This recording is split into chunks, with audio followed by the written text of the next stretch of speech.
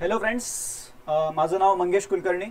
आपण 12वीचं आपलं जे पुस्तक आहे भूगोलाचं, त्या पुस्तकाची चर्चा या पुढच्या सेशन्समध्ये, पूर्ण आपली सिरीजच असणार आहे, या सेशन्समध्ये आपण करणार आहोत.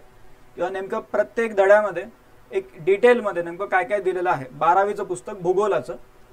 तर त्या पूर्ण पुस्तकाची चर्चा आपण आपल्या या सिरीजमध्ये करणार आहोत. तर त्यात पहिला जो आपला चॅप्टर आहे त्या पूर्ण पुस्तकामधला, आणि हे एक त्यामध्ये ॲडवाइस राहील की 12वीचं पुस्तक जे आहे भूगोलाचं ते सोबत घेऊन बसा, म्हणजे याचा जास्तीत जास्त तुम्हाला फायदा होऊ शकेल. रिव्हिजन करण्यासाठी देखील याचा फायदा होईल. ठीक आहे, तर सुरू करू आपण. त्यामध्ये पहिला इंडेक्समध्ये पहिला तुमचा धडा कोणता आहे? Population part 1. त्यांनी देताना कसं कसं दिलेलं आहे? पॉप्युलेशन पार्ट 1 आणि त्यानंतर पॉप्युलेशन पार्ट 2. आता यामध्ये वेगवेगळ्या पद्धतीने जी माहिती दिलेली आहे आणि त्यावरून मग नेमके परीक्षेमध्ये कसे प्रश्न आलेले आहेत, सो याचं एक डिस्कशन आपल्याला या पूर्ण लेक्चरमध्ये करायचं आहे. तर आपण स्टार्ट करू. पॉप्युलेशन पार्ट 1 हा आपला धडा आहे आणि यामध्ये सुरुवातीपासून नेमकं काय म्हणतात ते आपल्याला माहिती असलं पाहिजे. तर सुरुवातीला ते बेसिक जॉग्रफीची आयडिया देत आहेत किंवा जॉग्रफी म्हणजे नेमकं काय. तर तिथे त्यांनी काय म्हणलेलं आहे की geography studies human and their interaction with their environment. नेमकं आपल्या आजूबाजूच्या गोष्टींसोबत कशा पद्धतीचं इंटरॅक्शन आहे, कशा पद्धतीचं आपल्यासोबत आपण म्हणू शकतो की कसं रिलेशन आहे आपलं आणि आपल्या सभोवती ज्या गोष्टी आहेत त्यांचं. तर त्याला आपण काय म्हणतो? भूगोल म्हणजेच काय? जॉग्रफी. आणि मग त्यातल्या त्यात हा जो धडा आहे हा पॉप्युलेशन बद्दल आहे. म्हणजे एखाद्या भागामध्ये लोक जे राहत आहेत तर त्यांच्या राहण्याचं एक पर्टिक्युलर काही पॅटर्न आहे का, किंवा या भागामध्ये लोक राहतात, दुसऱ्या भागामध्ये लोक राहत नाही, तर असं काही आहे का. सो ते या पूर्ण टॉपिकमध्ये डिस्कस केलं गेलेलं आहे. तर तिथे त्यांनी म्हणलेलं पण आहे दॅट स्टडी ऑफ पॉप्युलेशन, आपण पेन घेऊन टाकू पहिले. Study of population is part of human geography. Human geography ज्याला मराठीमध्ये मानवी भूगोल असं देखील म्हणलं जाते. तर पॉप्युलेशनचा अभ्यास जो आहे तो भूगोलाच्या कोणत्या शाखेच्या मध्ये केला जातोय? तर human geography. So the study of population is a part of human geography under a branch called population geography. म्हणजे ह्युमन जॉग्रफीच्या अंडर आपण काय बघतोय की पॉप्युलेशनचा अभ्यास जिथे केला जातोय त्याला आपण काय म्हणतो? पॉप्युलेशन जॉग्रफी म्हणतो. आणि मग यामध्ये वेगवेगळ्या गोष्टी येणार किंवा नेमका अभ्यास यामध्ये कशाचा होतोय? तर पॉप्युलेशन जॉग्रफी जे आहे यामध्ये ह्युमन पॉप्युलेशन आणि त्याचं डिस्ट्रीब्युशन किंवा त्याचं काही पॅटर्न आहे का याचा अभ्यास केला जातोय. किंवा किती लोकसंख्या एखाद्या विशिष्ट भागामध्ये आहे, त्यानंतर ती कशा पद्धतीने डिस्ट्रीब्यूट झालेली आहे. समजा आपण विचार केला की एखादं शहर आहे, शहराच्या प्रत्येक भागामध्ये त्याच पद्धतीने लोक राहतील का? काही भाग असा असेल शहराचा जो थोडासा बाहेर आहे, काही भाग असा असेल जो मार्केटच्या जवळ आहे, काही भागांमध्ये असं आहे की काही शाळा हॉस्पिटल काहीच नाही आहे. मग जनरली लोक काय म्हणतात की आम्हाला अशा भागामध्ये नाही राहायचं. म्हणजे डिस्ट्रीब्युशन जे आहे, लोक वेगवेगळ्या भागांमध्ये जे राहत आहेत ते डिस्ट्रीब्युशन जे आहे ते वेगवेगळ्या पद्धतीने आपल्याला दिसते. त्याचे वेगवेगळे पॅटर्न आहेत, राईट. आणि their qualitative and quantitative composition is also studied in this subject of population geography. म्हणजे नेमकं लोक एखाद्या भागामध्ये जे राहत आहेत सो त्यांचं डिस्ट्रीब्युशन तर आहेच, पण लोकांमध्ये कोणत्या प्रकारच्या स्किल्स आहेत. फॉर एक्झाम्पल, किंवा असं आहे का की एका भागामध्ये सगळे लोक असे आहेत की ज्यांच्याकडे कोणत्या स्किल्स नाही आहेत, किंवा एखाद्या भागामध्ये सगळे लोक असे आहेत की ज्यांच्याकडे खूप जास्त स्किल्स आहेत. सो ह्याला आपण काय म्हणतोय की क्वालिटेटिव्ह कंपोजिशन कसं आहे. आणि दुसरं काय? क्वांटिटेटिव्ह म्हणजे आकडा, किंवा एका भागामध्ये किती लोक राहतात. तुम्ही म्हणले एका भागामध्ये 1000 लोक राहतात पण दुसऱ्या भागामध्ये फक्त 10च लोक राहतात. मग हे आकड्यानुसार तर आपल्याला दिसतंय, मग ते नेमके असं का बरं आहे? एका ठिकाणी खूप जास्त लोक आहेत आणि एका ठिकाणी खूप कमी लोक आहेत. सो हे पूर्ण या विषयामध्ये आपल्याला याचा स्टडी करायचा आहे. तर पॉप्युलेशन जॉग्रफी म्हणजे ह्युमन जॉग्रफीच्या अंडर असा एक भाग जिथे पॉप्युलेशनचा अभ्यास केला जातो त्याला आपण म्हणतो पॉप्युलेशन जॉग्रफी. ओके. आता डिस्ट्रीब्युशन बद्दल ते बोलतात. डिस्ट्रीब्युशन ऑफ पॉप्युलेशन, किंवा जगाच्या वेगवेगळ्या भागांमध्ये डिस्ट्रीब्युशन कसं आहे, म्हणजे लोकसंख्या कशा पद्धतीने डिस्ट्रीब्यूट झालेली आहे. तर एक डायग्राम त्यामध्ये त्यांनी दिलेली आहे. इथे काय म्हणतात बघा, पाय चार्ट दिलेला आहे आणि त्यात त्यांनी सांगितलेलं आहे पर्सेंटेज ऑफ टोटल लँडमास आणि दुसऱ्या बाजूला पॉप्युलेशन डिस्ट्रीब्युशन. हे 2019चा डेटा आहे. आता इथे जर आपण बघितलं तर हा जो व्हायलेट कलर दिलेला आहे आफ्रिका कॉन्टिनेंट, म्हणजे आफ्रिका कॉन्टिनेंट जो आहे, हे सगळे कॉन्टिनेंट आहेत आपले, खंड आहेत. तर आफ्रिका खंड जो आहे तिथे जगाचा जेवढा लँडमास आहे, जेवढा लँड एरिया आहे त्याच्या 20.40% आफ्रिका खंडामध्ये आहे. त्यानंतर अंटार्क्टिका इथे 5.9%, आशिया खंड 29.20%, म्हणजे सगळ्यात जास्त लँड एरिया कुठं आहे तर तो आशिया खंडामध्ये. उत्तर अमेरिकेमध्ये किती आहे 16.5%, दक्षिण अमेरिकेमध्ये किती आहे 12%, युरोपमध्ये 6.80% आणि ऑस्ट्रेलियाच्या भागामध्ये 5.90%. म्हणजे हे लँड एरिया, म्हणजे एवढा जमिनीचा भाग आहे. आता दुसऱ्या बाजूला पॉप्युलेशन डिस्ट्रीब्युशन किंवा मग तेवढ्या भागामध्ये किती लोकसंख्या आहे. सो पर्सेंटेज मध्ये त्यांनी दिलेलं आहे किंवा जेवढं लोकसंख्या आहे जगाची आफ्रिका खंडामध्ये त्याच्या 16.96% लोकसंख्या आहे आफ्रिका खंडामध्ये. आशिया खंडामध्ये तुम्ही जर बघितलं तर तुम्हाला दिसते की 59.65%, म्हणजे जगात जेवढे लोक राहतात त्याच्या जवळपास 60% लोक जे आहेत ते कुठे राहतात आशिया खंडामध्ये राहतात. त्यानंतर उत्तर अमेरिकेमध्ये आपल्याला किती लोक दिसत आहेत 9.69% एवढी पॉप्युलेशन उत्तर अमेरिकेच्या भागात. दक्षिण अमेरिकेच्या भागात 8.40% एवढी पॉप्युलेशन आहे. नंतर युरोपमध्ये आलो तर 4.75% आणि ऑस्ट्रेलियामध्ये फक्त 0.55%. जे वर्ल्ड कप जिंकून घेतलाय 0.55% पॉप्युलेशन आहे, राईट. तर हे बेसिकली आपल्याला पुन्हा कॉन्टिनेंट वाईज इन्फॉर्मेशन आहे आणि फक्त ऑस्ट्रेलियात नसते त्यात. ऑस्ट्रेलिया खंड म्हणल्यावरती ऑस्ट्रेलिया आणि न्यूझीलंड पण येते त्यामध्ये, बरोबर. तर इथे जर आपण बघितलं तर इथे या डायग्राम वरून आपल्याला काय दिसते की जगामध्ये पॉप्युलेशन डिस्ट्रीब्युशन इव्हन नाही आहे सगळीकडे किंवा सगळीकडे समान असं डिव्हिजन नाही झालेलं आहे. तर एक भाग असा आहे आशिया खंड जिथे जवळपास 60% पॉप्युलेशन आशिया खंडामध्ये आणि उरलेली जी 40% आहे ते बाकी सगळ्या खंडांमध्ये आहे. So this is the overall idea about the population distribution. इथे खाली प्रश्न विचारलेले आहेत त्यांनी या डायग्राम्स वरून. Which continent has least population, कुठे सगळ्यात कमी पॉप्युलेशन आहे तर ऑस्ट्रेलिया किंवा ओशनिया म्हणतात त्याला, तिथे सगळ्यात कमी पॉप्युलेशन आहे. Which continent has least land mass and also the least population, म्हणजे जमिनीचा सगळ्यात कमी भाग आणि सगळ्यात कमी पॉप्युलेशन. पुन्हा ऑस्ट्रेलिया, ऑस्ट्रेलिया खंड असा आहे जिथं एरिया सगळ्यात कमी आणि पॉप्युलेशन देखील कमी. Which continent has most land mass as well as most of the population, obviously दोन्ही ठिकाणी आपल्याला आशिया खंड दिसतोय. Then which continent is missing in one of the pie charts and why. So कोणता कॉन्टिनेंट मिसिंग आहे, म्हणजे इथे दिसतंय तुम्हाला यामध्ये अंटार्क्टिका नाव, पण इथे कुठे दिसतंय का अंटार्क्टिका नाव तर नाही दिसत आहे. का, कारण त्या भागामध्ये पॉप्युलेशनच नाही आहे तर डिस्ट्रीब्युशन कुठून होणार, राईट. सो त्यामुळे इथे अंटार्क्टिका आपल्याला बघायला मिळत नाहीये. आणि हे सगळं कुठे दिलेलं आहे तर युनायटेड नेशन्सची जी वेबसाईट आहे त्यावरून घेतलेला हा सगळा डेटा आहे.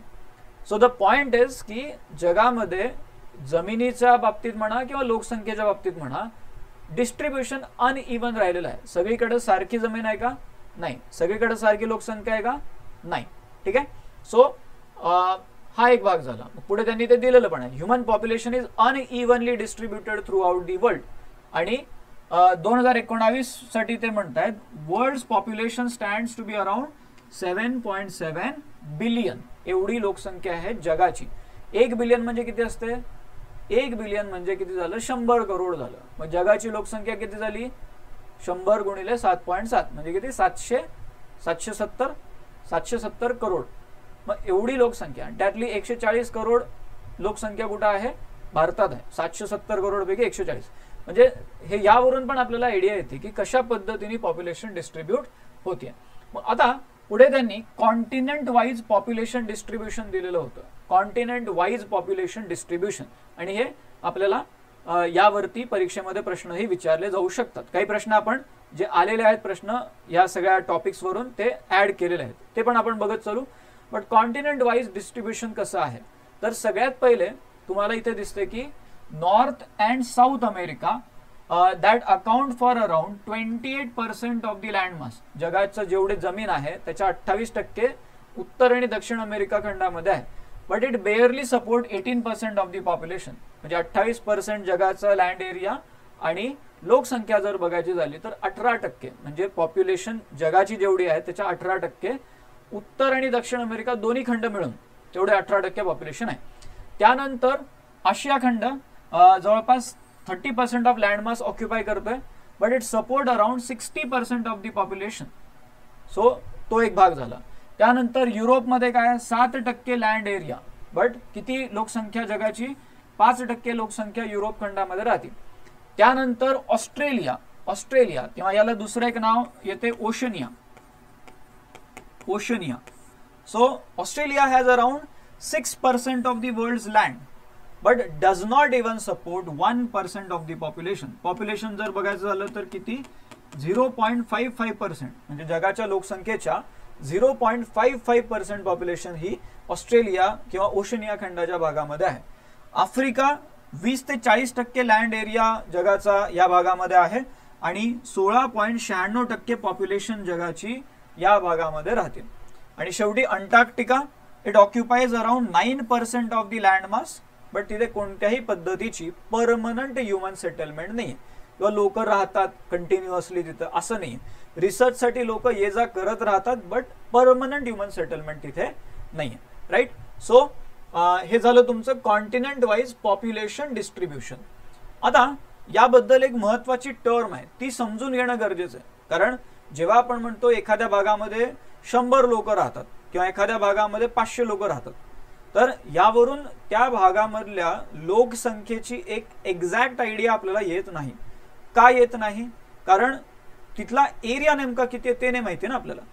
किंवा ते एक 100 स्क्वेअर किलोमीटरच्या एरियामध्ये 100 लोक राहत आहेत की 10 स्क्वेअर किलोमीटरच्या एरियामध्ये 100 लोक राहतात.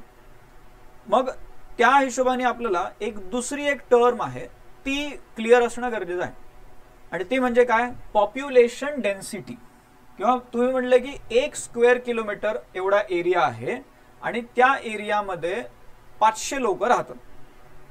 आणि दुसरी एक सिच्युएशन, 1 स्क्वेअर किलोमीटर एरिया आहे, त्या एरियामध्ये 300 लोक राहतात. मग आपण काय म्हणू शकतो की तो जो पहिला वाला जो आपण एरिया म्हणलं 1 स्क्वेअर किलोमीटर एरियामध्ये 500 लोक, so that is like more dense kind of area. Population wise जर आपण बघितलं तिथे खूप दाटीने लोक राहतात, कारण तेवढ्याच भागामध्ये 500 लोक राहतात. आणि दुसऱ्या केसमध्ये तेवढ्याच भागामध्ये 300 लोक राहतात. सो पॉप्युलेशन डेन्सिटी म्हणजे काय, किंवा एखाद्या भागामध्ये नेमके किती लोक राहतात एका पर्टिक्युलर एरियामध्ये. सो त्याची आयडिया पॉप्युलेशन डेन्सिटी वरून येते. सो त्यामध्ये त्यांनी काय म्हणलंय, distribution of land and population can be better understood not just in terms of numbers living in a region, किंवा एका भागामध्ये किती लोक राहतात यावरून क्लिअर कट आयडिया येणार नाही, but also in terms of people living in an unit area. म्हणजे एका युनिट एरियामध्ये किती लोक राहतात त्यावरून एक्झॅक्ट आयडिया आपल्याला याची येऊ शकते. आणि मग हे जे आहे याला आपण म्हणतो पॉप्युलेशन डेन्सिटी. थोडक्यात काय तर एका स्क्वेअर किलोमीटर भागामध्ये किती लोक राहतात त्याला आपण म्हणतो पॉप्युलेशन डेन्सिटी. उदाहरणार्थ जर आपण दिल्लीचं उदाहरण घेतलं, दिल्लीमध्ये एका स्क्वेअर किलोमीटर भागामध्ये जवळपास 11 ते 12,000 लोक राहतात. आणि तेच जर तुम्ही अरुणाचल प्रदेशच्या भागामध्ये गेले, अरुणाचल प्रदेश माहिती आहे सगळ्यांना, त्या भागामध्ये गेले तर एका स्क्वेअर किलोमीटरच्या भागामध्ये 17 लोक राहतात. म्हणजे एक भाग असा आहे जिथे तेवढ्याच एरियामध्ये 10 ते 12,000 लोक जवळपास राहतात. आणि दुसरा एक भाग आहे जिथे तेवढ्याच एरियामध्ये फक्त 17 लोक राहतात. सो यावरून आपल्याला कळते की अनइव्हन डिस्ट्रीब्युशन नेमकं कसं आहे. राईट. सो इथे फॉर्म्युला पण त्यांनी दिलेला आहे, density of population, total population divided by total area in square kilometre. ठीक आहे, total population divided by total area in square kilometre. मग पॉप्युलेशन डेन्सिटी नेमकी लिहितात कशी? समजा आपण म्हणलं की 17, आता आपण म्हणलं 17 लोक राहतात, so 17 persons per square kilometre. So अशा पद्धतीने पॉप्युलेशन डेन्सिटी लिहिली जाते, 17 पर्सन्स पर स्क्वेअर किलोमीटर. ठीक आहे. So this is a better idea, किंवा पॉप्युलेशन डेन्सिटी जे आहे त्यावरून अजून एक चांगली आयडिया मिळते की नेमकं पॉप्युलेशन डिस्ट्रीब्युशन कसं आहे. तर इथे त्यांनी एकतर टेबल दिलेला आहे. आता हे तुम्ही पण कॅल्क्युलेट करून बघू शकता या फॉर्म्युलानुसार. तसं चायना 2018चे आकडे येते. पॉप्युलेशन चायनाची 142.8 करोड आणि त्यांचा एरिया किती आहे अप्रॉक्सिमेट 96 म्हणजे किती झालं ते lakh square kilometre, 96 lakh square kilometre. आणि मग आपल्याला तिथे पॉप्युलेशन डेन्सिटीचा जो कॉलम आहे तो रिकामा ठेवलेला आहे. तर इथे तुम्ही काय करायचं, मग हा जो फॉर्म्युला आहे पॉप्युलेशन डेन्सिटीचा, total population divided by total area, so ह्या प्रत्येकाचा तुम्ही काय करणार, एकतर कॅल्क्युलेट करून बघणार. 142.8 हे करोड मध्ये आहे, तर त्याला कन्वर्ट करून घ्या. आणि 96 लाख स्क्वेअर किलोमीटर, तर एका स्क्वेअर किलोमीटर मध्ये नेमके किती लोक राहतात, पॉप्युलेशन डेन्सिटी काय आहे, सो ते प्रत्येकाचं तुम्हाला कॅल्क्युलेट करायचं आहे. सो हे त्यांनी दिलेलं आहे. सो थोडंसं मॅथमॅटिक्स लावून तुम्ही पण हे कॅल्क्युलेट करून बघू शकता. फॉर्म्युला कोणता वापरायचा आहे, फॉर्म्युला वापरायचा आहे हा, density of population equal to total population divided by total area in square kilometre. फक्त हे करोड मध्ये जेव्हा आपण बोलतोय ना, 142.8 करोड आहे ते. सो ते करोड आहे, तर त्याला प्रॉपर त्या नंबर मध्ये लिहायचं, पूर्ण त्याला एक्सपांड करून लिहायचं. ठीक आहे, फक्त 142.8 भागिले 96 करायचं नाही, त्याला ह्यालाही कन्वर्ट करून घ्यायचं. आणि 96 लाख आहे, मग ते बरोबर त्याला 96 इंटू 10⁵ हे करून घ्यायचं आणि त्यानंतर मग काढायचं. इथे पॉप्युलेशन डेन्सिटी काय आली पाहिजे तुमची, पर्सन्स पर स्क्वेअर किलोमीटर मध्ये. आणि जर ते लॅखला कन्वर्ट नाही केलं तर काय होणार, ते लॅख पर्सन्स पर लॅख स्क्वेअर किलोमीटर येऊन जाईल. आपल्याला काय पाहिजे, persons per square kilometre. So हे प्रत्येकाचं काढून बघा आणि त्यावरून एक्झॅक्टली कोणत्या कॉन्टिनेंटची पॉप्युलेशन डेन्सिटी किंवा कोणत्या कंट्रीची पॉप्युलेशन डेन्सिटी इथे जास्त आहे ते एक प्रकारे आपल्याला त्यावरून कळेल. ठीक आहे, सो इथे China, India, USA, Indonesia, Pakistan, Brazil, Nigeria, Bangladesh, Russia आणि मेक्सिको हे 10 देश दिलेले आहेत. आणि इथे जर बघितलं हे सिक्वेन्स, तर यावरून काय कळते, जगातल्या टॉप 10 कंट्रीची लिस्ट आहे जिथे सगळ्यात जास्त लोकसंख्या आहे. मग पहिलं कोणतं येतं यामध्ये, चायना, दुसरं इंडिया, तिसऱ्या नंबरला कोणतं आहे, अमेरिका आहे, USA आहे तिसऱ्या नंबरला, चौथ्याला इंडोनेशिया, पाचव्याला पाकिस्तान, सहाव्याला ब्राझील, सातव्याला नायजेरिया, आठव्याला बांगलादेश, नवव्याला रशिया आणि 10व्याला आहे मेक्सिको. ठीक आहे, सो इथे आणि एरिया वाईज जर आपण बघितलं ना, तर यामध्ये रशियाचा जो एरिया आहे तो खूप जास्त आहे, 171.0 म्हणजे 171 लाख स्क्वेअर किलोमीटर एवढा रशियाचा एरिया आहे. एरिया वाईज जगातली सगळ्यात मोठी कंट्री कोणती असं जर विचारलं तर ते रशिया असते. पण तिथे लोकसंख्या बघायला गेलं तर कम्पॅरेटिव्हली कमी राहील. म्हणजे काय, इथं लोकसंख्या घनता म्हणजे पॉप्युलेशन डेन्सिटी जी आहे ती कमी राहणार आहे. ठीक आहे, सो हे एकदा कॅल्क्युलेशन करायचे आणि त्यावरून पॉप्युलेशन डेन्सिटी काढायची. आता पुढचा पॉइंट येतो, patterns of population distribution in the world. Patterns of population distribution in the world, population distribution. तर याच्यामध्ये पॅटर्न्स आपल्याला एकतर वेगवेगळ्या कारणानुसार वेगवेगळे एकतर पॉप्युलेशन डिस्ट्रीब्युशन बघायला मिळतील. काही लोक एका विशिष्ट भागामध्ये राहतात त्याचे कारण काय आणि एखाद्या विशिष्ट भागामध्ये नाही राहत त्याचं कारण काय. So the patterns of population distribution and density help us to understand the demographic characteristics of any area. Demographic characteristic म्हणजे काय, तर तिथे राहणाऱ्या लोकांबद्दलची पूर्ण माहिती जी आहे किंवा एकतर त्या भागामध्ये किती एरिया आहे आणि त्या एरियामध्ये किती लोक राहतात. मग त्यामध्ये जे लोक राहतात त्यात मेल किती, फिमेल किती, ट्रान्सजेंडर किती, तो एक भाग झाला. त्यानंतर किती लोक लिटरेट आहेत, किती लोक त्यामध्ये ज्यांना अजून एज्युकेशन मिळालेलं नाही आहे. सो हे पूर्ण डिटेल्स जे आहेत त्याला डेमोग्राफिक कॅरेक्टरिस्टिक्स आपण म्हणू शकतो. तर ह्या पॉप्युलेशन डिस्ट्रीब्युशन वरून आपल्याला अजून काही गोष्टींचा एक प्रकारे अंदाज तिथे बांधता येऊ शकतो. So the term population distribution refers to the way people are spaced over the earth surface.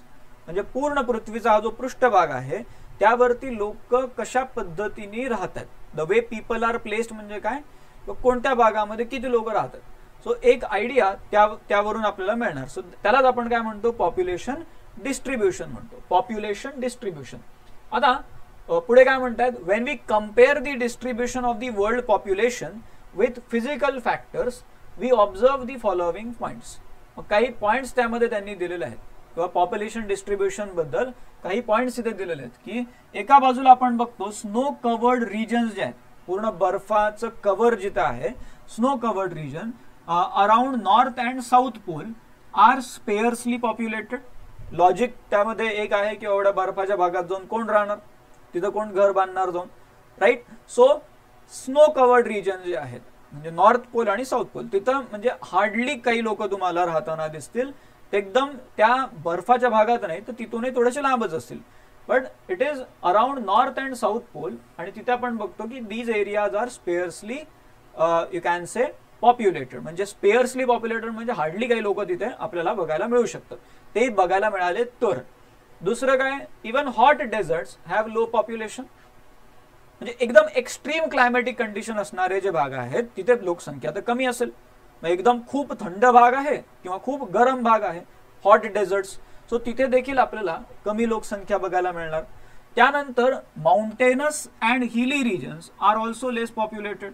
का, कारण त्या पद्धतीचं राहण्याची जागा नाही आहे. सो आता माउंटेनस रिजन आहे, एकदम हिमालयाचा भाग आहे किंवा असा कोणता तरी टेकडीवाला भाग आहे. सो त्या भागामध्ये एकतर काय होणार, पहिली गोष्ट तर तिथे सपाट जमीन नाही आहे. आता तिरकं घर बांधणार आहे का, असं नाही बांधणार. दुसरं म्हणजे काय, किंवा तिथे डोंगराचा भाग जो असतो ना तिथं लँडस्लाईड होण्याचे चान्सेस राहतात. जोरात पाऊस आला आणि जमीन जर खाली तिथे स्लाइड झाली, होते ना, ऐकलंय तुम्ही, लँडस्लाइड होते म्हणजे भूस्खलन म्हणतात त्याला मराठीत. जमीनच सरकली तर मग पूर्ण घर जे आहे ते चाललं जाईल. सो हे माहिती राहतं लोकांना. त्या भागामध्ये भूकंपाची शक्यता देखील राहू शकते, हे देखील माहिती राहते आणि त्यामुळे अशा भागामध्ये लोक राहायला जाणार नाही. So that's why these areas are less populated. त्यानंतर coastal regions as well as plains are highly populated.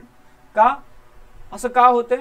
Coastal region म्हणजे आपला समुद्र किनारा, समजा आपण म्हणलं की आंध्र प्रदेशचा भाग आहे किंवा आपल्याकडे गुजरात, आपलं कोकणाचा भाग आहे. सो या भागांमध्ये एकतर खूप जास्त प्रमाणात लोक का राहतात, का, कारण त्या भागामध्ये सुपीक जमीन आहे, बरोबर, तिथे गाळाची माती जमा झालेली आहे, सुपीक जमीन आहे, शेती चांगली होणार. शेती जर चांगली झाली तर उत्पन्न चांगलं येणार आणि त्यामुळे त्या भागामध्ये लोक जास्त प्रमाणात राहतात. तेच गोष्ट आपल्याला प्लेन्स एरिया, प्लेन म्हणजे काय, नद्यांचा मैदानी प्रदेश. जसं गंगा नदी आहे, गंगा नदी जिथे जिथे वाहणार, पूर आला की नदीमधला गाळ जो आहे तो आसपासच्या जमिनीवरती पसरणार आणि तो गाळ म्हणजे काय असते, सुपीक माती आहे, तिथेही शेती चांगली होणार. आणि या दोन्ही ठिकाणी आपल्याला एकदम काय दिसेल की खूप जास्त प्रमाणात लोक राहताना दिसतील. का, कारण शेती, agriculture is very important part here. ठीक आहे, पुढे काय म्हणतात, in some river valleys like Amazon population is sparsely distributed. Amazon river valley for example, Amazon म्हणजे कुठं आलं, दक्षिण अमेरिकेचा भाग.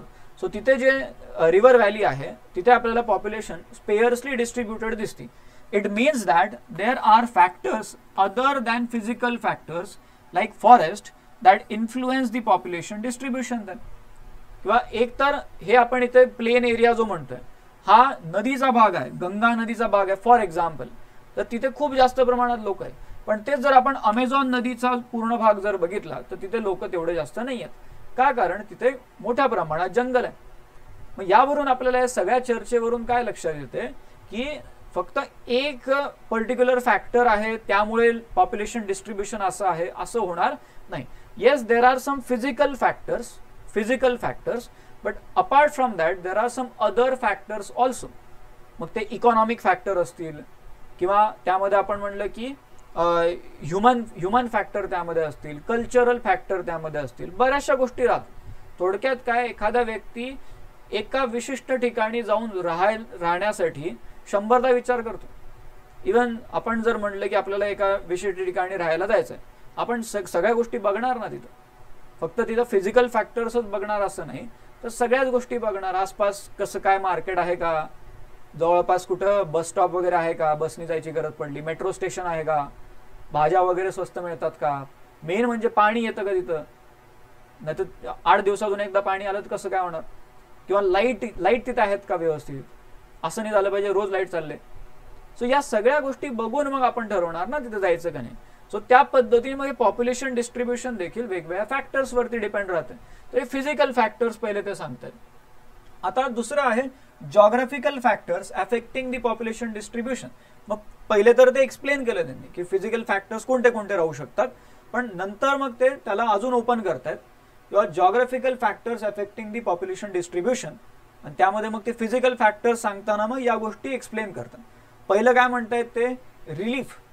फिजिकल फॅक्टर एक्सप्लेन करताना पहिलं ते म्हणतायत रिलीफ. रिलीफ या शब्दाचा अर्थ भूगोलामध्ये काय असतो, एकतर जेव्हा आपल्याला स्लोप, एखादा जो उतार आहे, एखाद्या भागामधला उतार, जर स्लोप बद्दल आपण बोलतोय किंवा उताराबद्दल बोलतोय का, तर त्याला जॉग्राफीमध्ये शब्द येतो रिलीफ. म्हणजे आपण म्हणलं हे काय आहे, सपाट भाग आहे, पण हा कसा आहे, उतारवाला भाग आहे, स्लोप. सो याला आपण काय म्हणतो, this is nothing but relief. Relief, त्याला रिलीफ हा शब्द येतो. So the population is densely distributed on flat plains and gentle slopes. खूप मोठ्या प्रमाणात लोक राहतात जिथे एकदम सपाट भाग आहे किंवा उतार आहे पण एवढा जास्त नाही आहे. सो या भागामध्ये मोठ्या प्रमाणात लोक राहतात. उदाहरण जर घ्यायचं झालं तर गंगा नदीचा मैदानी प्रदेश, म्हणजे जगात सगळ्यात जास्त लोकसंख्या घनता असलेला जर कोणता भाग असेल तर तो गंगा नदीचा मैदानी प्रदेश. मोठ्या प्रमाणात लोक तिथं राहतात. आता हे का बरं असं आहे, किंवा फ्लॅट प्लेन्स आहेत किंवा थोडासा उतार आहे तिथं लोक मोठ्या प्रमाणात का राहतात, पुढे ते कारण सांगतात. This is because such areas are favorable for production of crops, or in other way such areas are favorable from the agriculture point of view. बरोबर. आणि in these areas it is easier to build roads and develop industries also. बरोबर आहे. आता हा एक भाग आहे आणि हा एक भाग आहे. आता तुम्ही असं काही तिरकी बिल्डिंग बनवणार का, अशी तिरकी बिल्डिंग बनवणार का इंडस्ट्री बनवायची म्हणली तर त्यासाठी जर हा असा जो सपाट भाग आहे तिथं तुम्हाला रस्ते बनवता येतील व्यवस्थित, तिथं तुम्हाला बिल्डिंग्स बनवता येतील, तिथं तुम्हाला शेती करता येईल, घरं बनवता येतील, राईट.